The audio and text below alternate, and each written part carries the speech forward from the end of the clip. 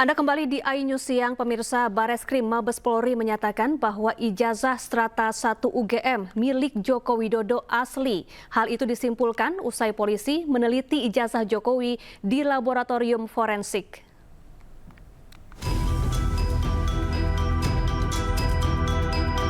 Bareskrim Mabes Polri menyatakan ijazah S1 Universitas Gadjah Mada milik Joko Widodo asli.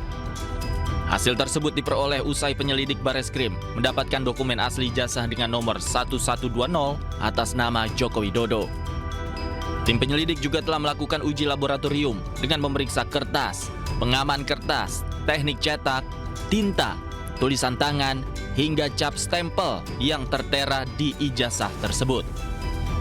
Bareskrim mengklaim hasil tersebut memperkuat keaslian ijazah Joko Widodo.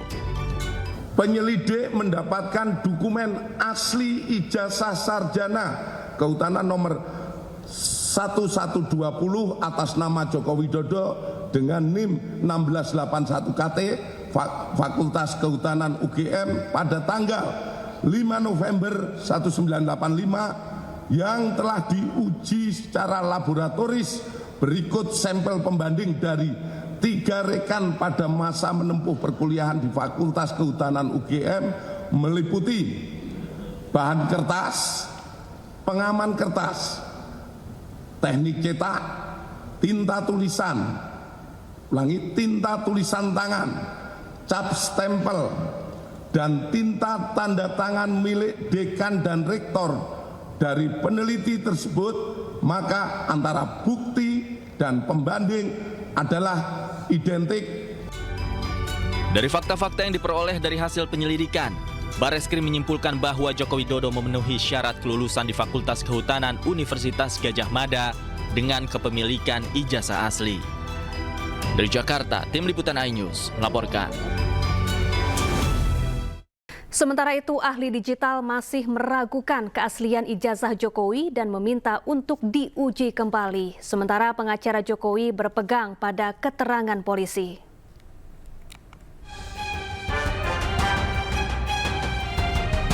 Meski Bareskrim Polri telah menyatakan ijazah Presiden ke-7 Joko Widodo asli, ahli digital forensik sekaligus terlapor Rismon Hasiholan Sianipar masih menyaksikan keahlian ijazah Presiden ke-7 tersebut. Rismon menyebut polisi bukan melakukan otentifikasi, tapi identifikasi dengan membandingkan dengan yang lain. Rismon juga mempertanyakan alasan polisi tidak menunjukkan ijazah asli Jokowi saat menggelar konferensi pers.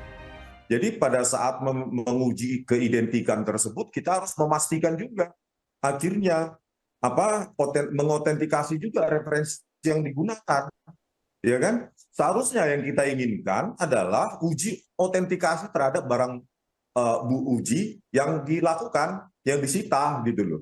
Dan sampai detik ini juga kita tidak pernah melihat bahwa laboratorium pada saat tadi juga pengumuman tadi bahwa bentuk analog atau bentuk fisik dari bahan ujinya itu tidak pernah ditunjukkan kepada kita. Nah ini hari ini itu membuktikan keidentikan, sementara referensi itu juga yang perlu diuji otentikasinya. Sementara itu, kuasa hukum Jokowi mengatakan tetap akan berpegang pada hasil penyelidikan polisi. Sebab menurutnya hal tersebut sudah dilakukan secara profesional meski tidak semua pihak akan menerima. Menurut saya lembaga independen seperti Mabes Polri tentunya akan bekerja sesuai SOP yang berlaku di dunia forensik, tidak hanya negara Indonesia tapi juga internasional. Nah, lalu kedua, ya kalau kami memang dari awal sudah menduga ya, ditunjukkan ijazah pun juga pasti dipersoalkan.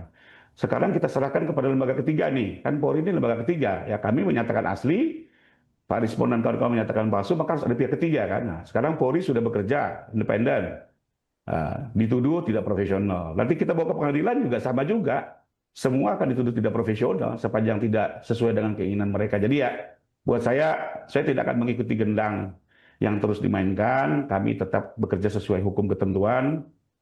Semua memiliki SOP dan semua juga harus bertanggung jawab atas pekerjaan-pekerjaan profesional yang dilakukan tiap-tiap institusi hukum. Jokowi sebelumnya mendatangi Bareskrim Polri. Kedatangan tersebut untuk mengambil ijazah yang sebelumnya telah diserahkan ke Polri. Tim Liputan iNews melaporkan. Ya, kader Partai Solidaritas Indonesia Dian Sandi Utama yang mengunggah foto ijazah Presiden RI ke-7 Joko Widodo meminta maaf pada Jokowi usai Bareskrim Polri mengumumkan ijazah Jokowi asli. Dian Sandi tiba di rumah Joko Widodo Kamis sore usai Bareskrim Polri mengumumkan hasil pemeriksaan forensik ijazah Jokowi. Ia mengaku meminta maaf karena sudah mengunggah ijazah Jokowi tanpa izin. Dian mengaku tidak ada arahan dari Jokowi maupun Kaisang Pangarep yang juga Ketua Umum PSI untuk mengunggah foto ijazah tersebut. Terima kasih, Mas. Saya datang ke sini sengaja untuk terutama yang berkaitan dengan saya. Saya ingin meminta maaf kepada Bapak karena telah memposting ijazah beliau tanpa izin. Alhamdulillahnya Bapak tadi tidak apa-apa dan beliau juga mengatakan bahwa memang itu ijazah yang dipunyai oleh beliau sesuai dengan yang saya posting. Jadi kedatangan saya hanya itu saja. Untuk kemudian nanti ya kita tinggal tunggu proses hukum yang akan sedang berjalan akan seperti apa. Semua di luar daripada kapasitas saya untuk menjawab itu ya. Jadi memang tidak ada arahan dari Bapak atau Mas Kaisang untuk mengupload foto ijazah itu? Betul, tidak ada arahan sama sekali. Itulah kenapa saya datang ke sini untuk meminta maaf. Berarti baru kali ini ya datang ke sini, Pak? Saya baru kali ini, bahkan bersalaman dengan Pak Jokowi pun baru pertama kali. Kalau dulu pernah ketemu hanya di acara partai saja. Tadi setelah bertemu mungkin Bapak mengatakan apa terkait dengan ya beliau maafkanlah tentu, karena niat saya kan memang tidak pernah untuk mempermalukan beliau kan. Niat saya hanya ingin agar itu terang dan segera selesai agar orang-orang yang memfitnah Bapak ini ya tidak seperti yang kemarin-kemarin itu. Kan itu harkat martabat orang di situ gitu. Melihat tadi Bareskrim menyatakan bahwa itu ijazah aslinya Bapak, seperti apa Mas kalau dengan? Ya tentu saya bersyukur lah ya kan, karena di pengumuman itu juga mengartikan bahwa saya juga tidak menyebarkan hoax. Ya, untuk mengetahui informasi terkini kita sudah bergabung dengan rekan Naura Syafikah di Bareskrim Polri. Selamat siang Naura, apakah hari ini ada pemeriksaan terkait kasus ijazah Jokowi?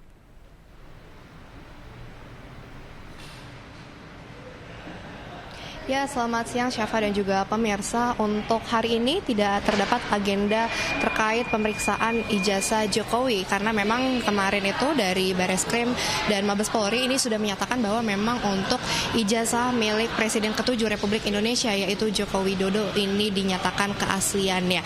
Sehingga dari pihak Bareskrim ini juga menghentikan untuk laporan dikarenakan tidak ditemukan adanya unsur pidana dalam kasus tersebut.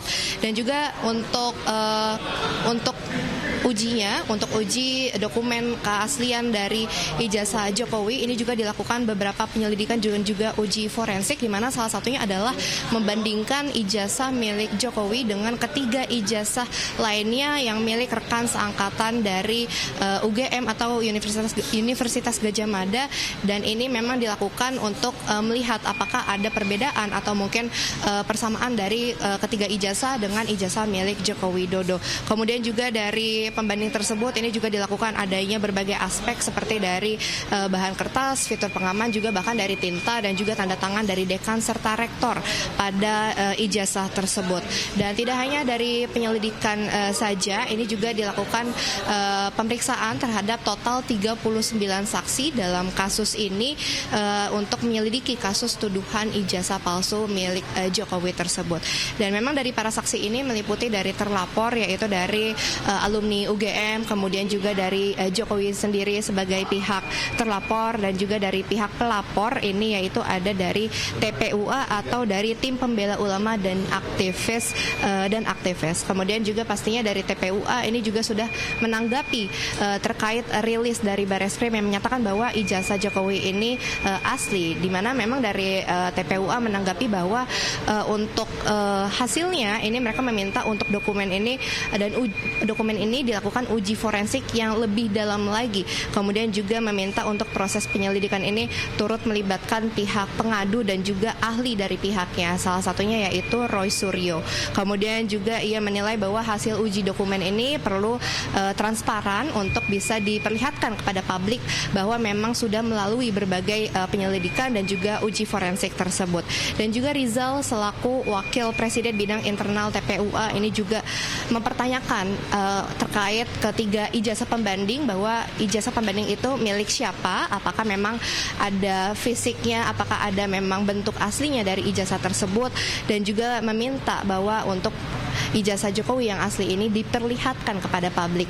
Tapi memang dari Bareskrim masih enggan untuk memperlihatkan kepada publik secara langsung, namun kemarin di saat press conference ini dari Bareskrim sempat memperlihatkan via foto saja bahwa memang dokumen yang mereka pegang itu merupakan ijazah asli milik Jokowi. Kemudian juga dari pihak pengadu ini meminta untuk akses informasi mengenai hal-hal tersebut bisa lebih diakses oleh publik dan juga pastinya dari pihak pelapor. Sementara itu Syafa dari Bareskrim terkait kasus ijazah palsu Jokowi. Iya, Naura, lalu bagaimana nasib para pelapor usai ijazah Jokowi ini dinyatakan asli?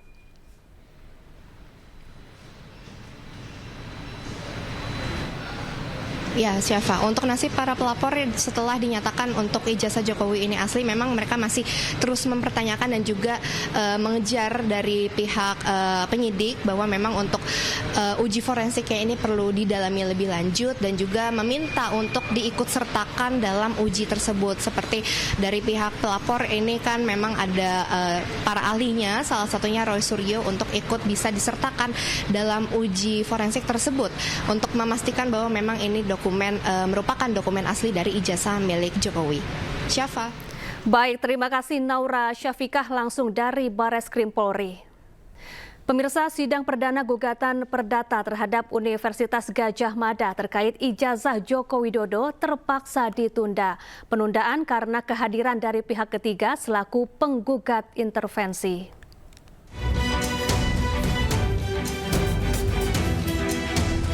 Pengadilan Negeri Sleman menggelar sidang perdana gugatan perdata terhadap Universitas Gadjah Mada atas ijazah Presiden ke-7 RI Joko Widodo Kamis pagi. Majelis Hakim menghadirkan pihak penggugat yaitu advokat asal Makassar Komarudin dan perwakilan pihak tergugat dari Universitas Gadjah Mada. Namun sidang perdana yang seharusnya berlanjut ke proses mediasi ini terpaksa ditunda karena kehadiran pihak ketiga selaku penggugat intervensi. Pihak ketiga tersebut belum mengajukan surat permohonan dan baru membawa surat kuasa. Maka majelis hakim menyatakan persidangan pada hari ini dinyatakan cukup dan akan dibuka kembali, yaitu pada hari Rabu tanggal 28 untuk agenda adanya intervensi. Ya. Dalam gugatan ini, UGM dituntut membayar kerugian material sebesar 69 triliun rupiah karena pihaknya dinilai bungkam atas kegaduhan ijazah Jokowi. Padahal polemik ini dinilai berpengaruh terhadap kestabilan ekonomi Republik Indonesia. Gugatan kita itu ada meminta diperlihatkan nama-nama calon mahasiswa tahun 7980 yang kemudian siapa saja yang lulus, kemudian kartu rencana studinya, kemudian kita minta dihadirkan 5 skripsi yang lulus tahun 85 yang satu letin dengan Jokowi, kemudian 5 ijazah. Persidangan akan dilanjutkan pada Rabu 28 Mei 2025 mendatang dengan agenda permohonan pihak intervensi. Dari Kabupaten Sleman, Daerah Istimewa Yogyakarta, Heru Trijoko, iNews melaporkan. Kita beralih ke informasi lain pemirsa terkait gempa di Bengkulu dan kami tampilkan lagi kondisi sejumlah rumah yang rusak akibat gempa yang mengguncang Bengkulu. Pemirsa, gempa magnitudo 6,3 mengguncang Bengkulu dini hari tadi. Dilaporkan 41 rumah rusak akibat gempa. Lalu bagaimana penanganan gempa di Bengkulu? Kami sudah terhubung dengan Kepala Basarnas Bengkulu, ada Pak Muslikun Sodik. Dan kami masih mencoba menghubungi Kepala Basarnas Bengkulu Muslikun Sodik. Pemirsa, adapun gempa ini terjadi sekitar pukul 2:53 waktu Indonesia Barat dini hari tadi. Dilaporkan sedikitnya 41 rumah rusak akibat gempa. Zona kecil tadi, tapi sempat coba keluar kan. BMKG menyebut gempa tidak berpotensi tsunami.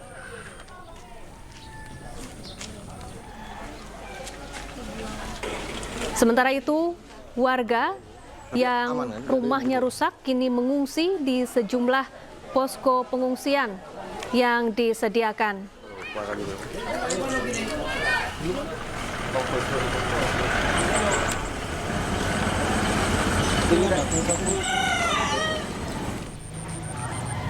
Menurut warga, gempa terjadi saat mayoritas warga sedang tertidur lelap. Warga setempat kaget ketika merasakan getaran yang cukup kuat dan berdurasi sekitar lebih dari 1 menit.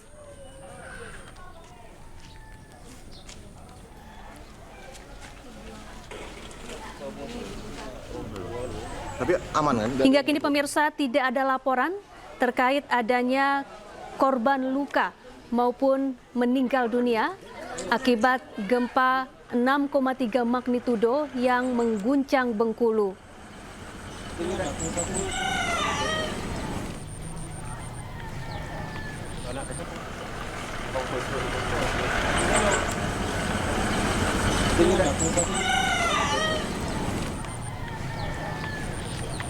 Zona kecil tadi, tapi sempat coba keluar kan.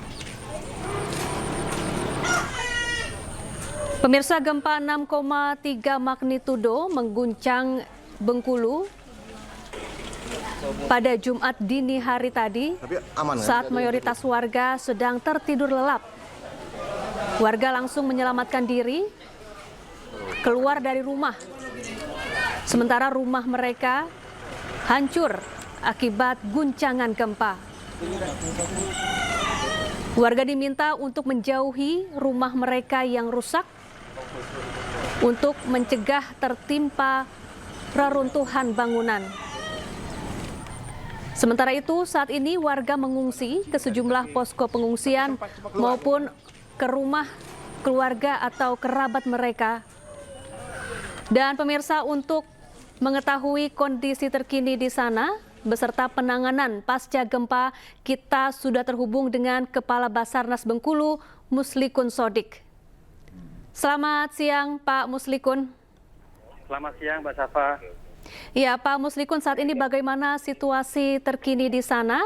Adakah laporan terkait warga yang menjadi korban akibat gempa ini? Baik, Mbak Safa, untuk kami laporkan bahwa hingga pukul 11.40 local time, bahwa akibat gempa dengan kekuatan 6,3 skala Richter yang terjadi dini hari tadi, tidak ada warga yang terdampak menyebabkan luka-luka maupun korban jiwa. Jadi hingga saat ini, alhamdulillah kami masih dilindungi oleh Allah Subhanahu Wa Taala dalam keadaan aman dan terkendali hingga saat ini, dan tidak ada korban jiwa. Ya, apakah sudah tersedia posko pengungsian untuk warga terdampak gempa? Ya, betul sekali. Untuk saat ini, tim dari BPBD, Dinas Sosial, dari Kodim maupun Korem Gamas sudah mendirikan pos untuk pengungsi apabila ada gempa susulan, karena saat ini ada sekitar 18 rumah yang sudah tidak layak huni lagi. Karena apabila ada gempa susulan sangat mengkhawatirkan dan akan runtuh. Ya, Pak Muslikun, ada berapa wilayah yang terdampak gempa dan berapa jumlah warga yang rusak akibat gempa ini? Untuk informasi terupdate saat ini ada sebanyak 42 rumah yang terdampak di Kabupaten Bengkulu, Kota Bengkulu, dan tepatnya di Kecamatan Slebar dan Kelurahan Betungan ini. Selain puluhan rumah warga rusak, bagaimana kondisi akses jalan dan juga fasilitas umum di sana? Untuk fasilitas jalan saat ini masih kondisi aman dan masih terakses dengan baik. Namun ada beberapa fasilitas umum seperti masjid terdampak dan ada beberapa tempat pertemuan juga terdampak dari gempa dengan kekuatan 6,3 skala Richter. Baik, lalu saat ini apa saja operasi penanganan pasca gempa yang tengah dilakukan oleh tim Basarnas beserta pihak-pihak terkait di sana, Pak Muslikun? Baik, terima kasih. Untuk saat ini Basarnas menurunkan sebanyak 20 personil untuk memastikan warga tidak ada yang terhimpit atau tertindih bangunan. Selain itu juga memberikan marking atau tanda bahwa rumah tersebut tidak ada korban jiwa dan menyampaikan bahwa lokasi itu clear atau tidak ada warga atau masyarakat yang terjebak di dalamnya, dan menghimbau tentunya kepada masyarakat yang memiliki rumah terdampak yang tidak layak huni untuk tidak menempati lagi agar tidak terdampak ketika ada gempa susulan. Baik, dan tentunya pihak terkait juga sudah mendirikan posko apabila dibutuhkan oleh warga. Baik, terima kasih Pak Muslikun Sodik, Kepala Basarnas Bengkulu telah bergabung bersama kami di iNews Siang, dan selamat bertugas kembali.